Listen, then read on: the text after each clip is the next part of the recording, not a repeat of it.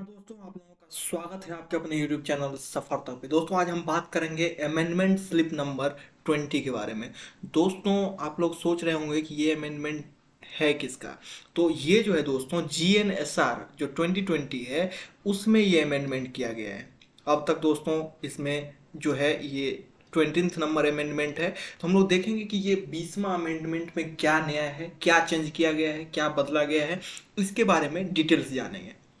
दोस्तों GNSR जो है दोस्तों ये ट्रेन के जो वर्किंग होता है, ट्रेन को जो चलाने का नियम है वो दिया हुआ है इसमें। जैसे देश को चलाने का नियम जो है दोस्तों कॉन्स्टिट्यूशन में दिया रहता है, उसी तरीके से GNSR में ट्रेन से संबंधित जो भी है वर्किंग के सारे रूल रेगुलेशन दिए हुए हैं। और इसमें जो है जैसे इम्प्रूवमेंट होता है सिस्टम, तो समय समय पे इस पे जो है चेंजेस किया जाता है। जैसे कि अभी जो है इसमें फिलहाल जो है जो चेंज किया गया है आप लोग देख सकते हैं। GR 1.01, 1.02, 3.07 का 7, 3.26 एंड SR में जो है 3.26, 4.08, 4.32, 6.01 एंड 6.07।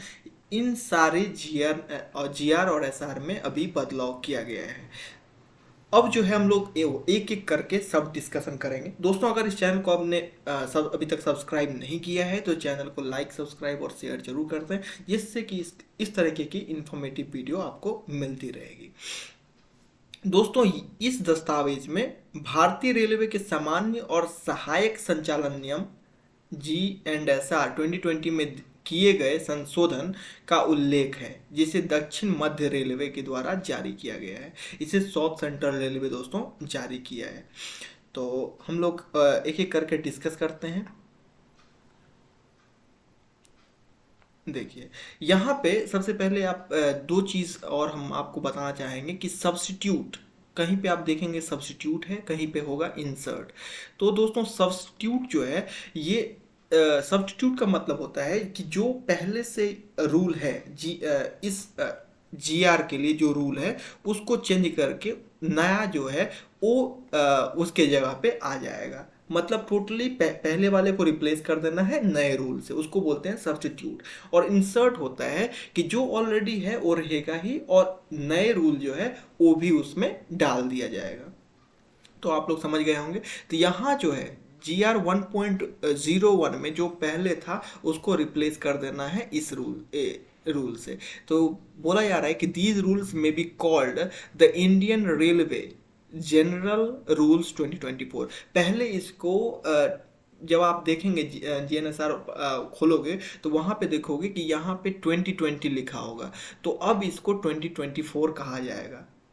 जितने भी अब रूल्स होंगे इसके अंदर उसको बोला जाएगा जनरल रूल्स 2024। दोस्तों ये कब से लागू होगा? They shall come into force from the date of their publication in official gazette. ये इसका प्रकाशन जब ऑफिशियल गैजेट में होगा तब से ये लागू हो जाएगा दोस्तों। तो यही चीज़ें जो है आपको यहाँ भी लिखा हुआ है कि इसे भारतीय रेलवे के सामान्य नियम 2024 का नाम दिया गया है।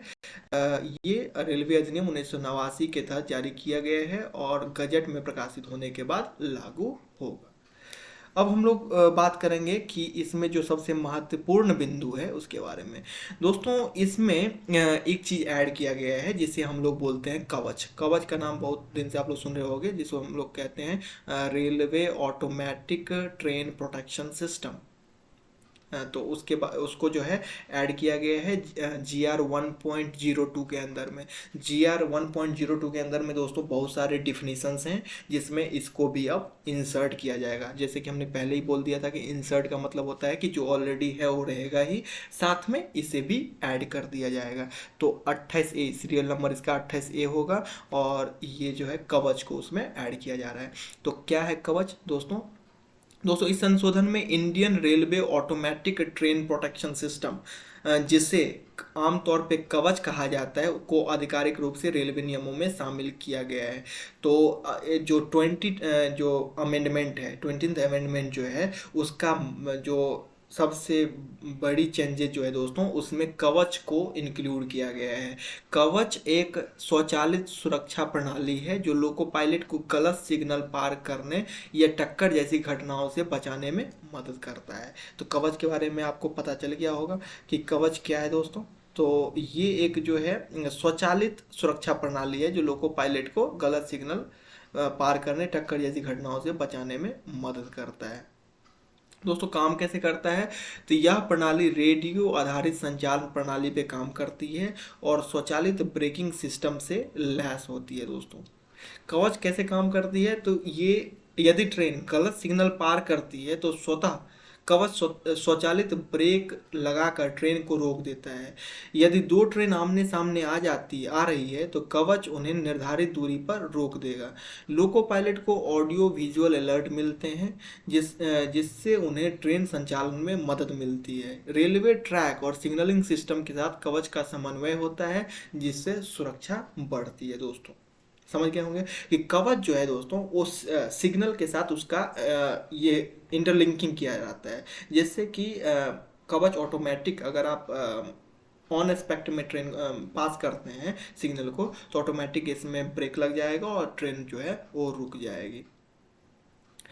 नेक्स्ट पॉइंट हम लोग बात करते हैं कि ये जो दो है GR, जैसे कि GR 3.07 का 7 और 3.26, दोस्तों इसको हम लोग कंबाइंड रूप से देखेंगे कि क्या है इसमें। तो सिग्नल प्रणाली में सुधार करने की व्यवस्था की जा रही है। दोस्तों इसमें क्या है कि डिस्टेंट सिग्नल को अंतिम स्टॉप सिग्नल या इंटरमीडिएट ब्लॉक सिग्नल से जोड़ा जा सकता है। ठीक है दोस्तों, जो डिस्टेंट सिग्नल है, डिस्टेंट सिग्नल आपको पता होगा कि जो स्टॉप सिग्नल होता है उससे 1000 मीटर से पहले दिया जाता है जिससे कि लोको पायलट को जो उससे आने वाली स्टॉप सिग्नल है, उससे आगे आने वाली स्टॉप सिग्नल है उसकी सही दशा जो है जानकारी प्राप्त हो सके, पहले से ही उसकी इंफॉर्मेशन पता चल जाए। तो ऐसे में इसको बोला जा रहा है कि डिस्टेंट सिग्नल को अंतिम स्टॉप सिग्नल या इंटरमीडिएट ब्लॉक सिग्नल से जोड़ा जा सकता है। साथ में ऐसा करने के लिए जो ऑथराइज्ड ऑफिसर होंगे उसकी जो क्या बोलते हैं उनकी अनुशंसा लेनी पड़ेगी। अगर वो सेटिस्फाइड हो जाते हैं और उनको कोई ऑब्जेक्शन नहीं होता है तो वो जो है इसको पारित कर सकते हैं। ऐसा कर सकते हैं कि डिस्टेंट सिग्नल को अंतिम स्टॉप सिग्नल और IB सिग्नल से इंटरलिंक कर सकते हैं। देखिए इसके लिए सिग्नल साइटिंग कमेटी को संकेतों की स्थिति का निरीक्षण करना होगा जिससे रेलवे स्टाफ को संकेतों को स्पष्ट रूप से देखने में कोई समस्या ना हो। दोस्तों समझ गए आप। अब हम लोग बात करेंगे कि अगर कोई सिग्नल को अपने स्थान से स्थानांतरित किया जाता है या उसका चेंज किया जाता है पोजीशन में, तो उस समय कवच में क्या होना चाहिए, क्या करना चाहिए। दोस्तों कवच क्षेत्र में नए सिग्नल की स्थापना या संशोधन पर निरीक्षण प्रक्रिया।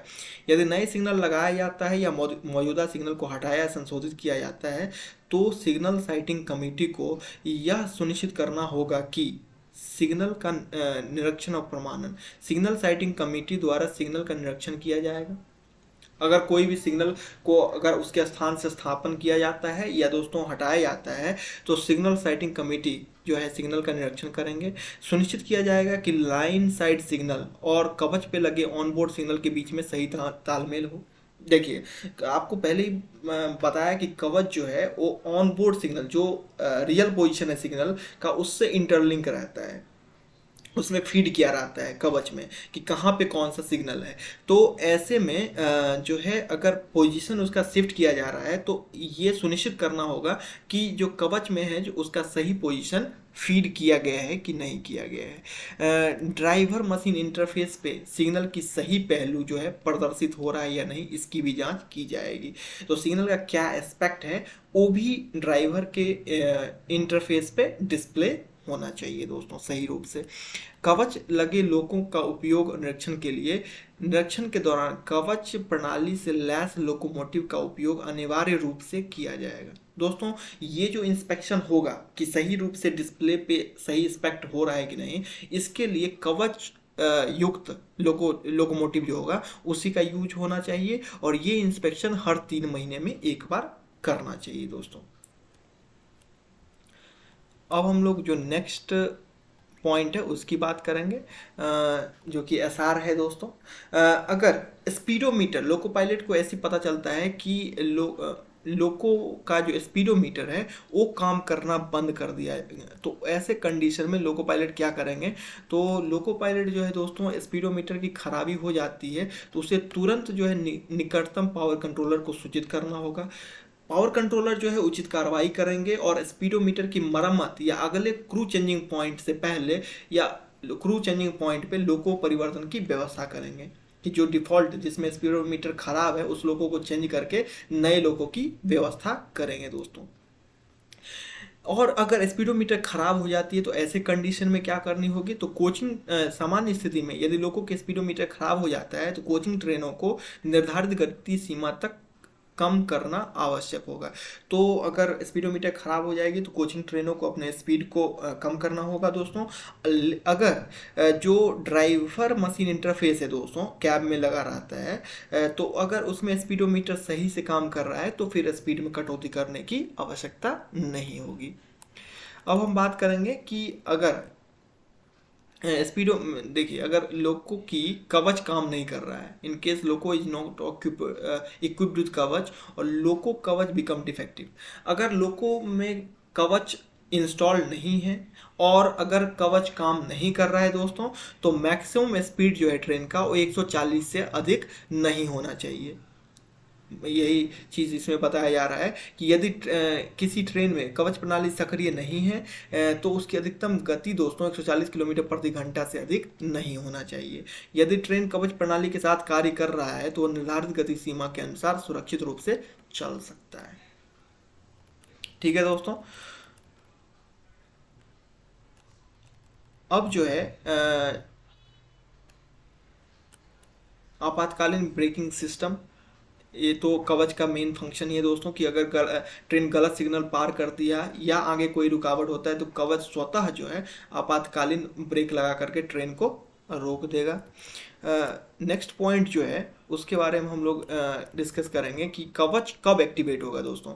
जो नेक्स्ट एसआर में जो इंसर्ट किया गया है जो पॉइंट को, कि कवच जो है वो आपको अगर फर्स्ट स्टॉप सिग्नल को ऑफ एस्पेक्ट में जब अगर पास करोगे तभी आपको कवच जो है एक्टिवेट होगा दोस्तों। लोको पायलट को सबसे पहले क्या होगा, चार्ज लेने से पहले उनको क्या करना होगा कि कवच को सबसे पहले उनके सारे पैरामीटर को चेक करना होगा प्रॉपर तरीके से, और उनको अगर ऑफ एस्पेक्ट में जब वो पास करेंगे तब जो है कवच एक्टिवेट हो जाएगा। अब जो है स्टेशन मास्टर का दायित्व की बात आती है दोस्तों, कि अगर स्टेशन मास्टर को किसी भी आपात स्थिति का पता चलता है दोस्तों तो वो क्या करेंगे, एसओएस बटन दबा देंगे। उनके जो पैनल होता है स्टेशन मास्टर के सामने जो ऑपरेटिंग पैनल होगा उसमें जो है एसओएस बटन दबा कर देंगे, जिससे कि जितने भी कवच इक्विप्ड लोको है सब जो है वहीं पे रुक जाएगा और जो प्रभावित क्षेत्र में है उससे जाने से उसे रोक सकते हैं दोस्तों। तो ये लोको स्टेशन मास्टर की दायित्व होगा। और साथ में वहीं पे लोको पायलट भी दोस्तों, लोको पायलट भी एसओएस अलर्ट जारी कर सकते हैं जिससे आसपास की अन्य कवच युक्त ट्रेनें तत्काल रुक जाएगी दोस्तों, और इससे टकराव और दुर्घटनाओं को रोका जा सकता है। अन्य महत्वपूर्ण संशोधन की बात करें तो यहाँ पे आप देख सकते हैं क्या क्या महत्वपूर्ण संशोधन है। तो ब्लॉक सेक्शन या यार्ड संचालन में सुरक्षा बढ़ाने के लिए नियम अपडेट किए गए हैं। स्वचालित ट्रेन नियंत्रण प्रणाली को मजबूत किया गया है, मतलब ऑटोमेटिक ट्रेन जो ऑपरेशन है उसको और इससे मजबूती मिलेगी, जिससे ट्रेनों के सुचारू संचालन में सुधार होगा। स्टेशन मास्टर लोको पायलट को विशेष प्रशिक्षण दिया जाएगा जिससे वे नए नियमों और कवच प्रणाली का सही उपयोग कर सकें दोस्तों। ठीक है, स्टेशन मास्टर और लोको पायलट को कवच का जो है विशेष ट्रेनिंग दिया जाएगा दोस्तों। ठीक है, अब हम लोग बात करेंगे कि संशोधन का मुख्य उद्देश्य क्या है। तो रेलवे संचालन को अधिक स्वचालित और सुरक्षित बनाना, मानवीय लोको पायलट की मानवीय त्रुटियों को कम करना, जो मैनुअल एरर होता है उसको कम करना दोस्तों, गलत सिग्नल पार करना, स्पैड की घटनाओं को रोकना। स्पैड होगा तो आपको पता है दोस्तों कि कवच ऑटोमेटिक ब्रेक लगा करके ट्रेन को वहीं रोक देगा। ट्रेन टक्कर जैसी दुर्घटनाओं को रोकना और आपातकालीन स्थितियों में त्वरित प्रतिक्रिया देना। रेलवे यात्रियों को सुरक्षा और ट्रेन संचालन की कुशलता में सुधार करना, ये इस संशोधन का मुख्य उद्देश्य है। निष्कर्ष क्या निकलता है दोस्तों, यह संशोधन भारतीय रेलवे की सुरक्षा मानकों और अधिक उन्नत करने के लिए किया गया है। इसमें कवच प्रणाली, सिग्नलिंग सुधार, गति नियंत्रण, आपातकालीन अलर्ट प्रणाली जैसे महत्वपूर्ण पहलू शामिल किए गए हैं। इससे रेल दुर्घटनाओं में कमी आएगी, ट्रेन संचालन अधिक प्रभावी और सुरक्षित होगा। आशा करते हैं दोस्तों ये वीडियो आप लोगों को अच्छी लगी होगी, तो वीडियो को लाइक कर दें, चैनल को सब्सक्राइब कर दें, जिससे इस तरीके की आपको भी महत्वपूर्ण अपडेट मिलती रहे। थैंक यू दोस्तों, फिर मिलेंगे नेक्स्ट वीडियो में, तब तक के लिए जय हिंद।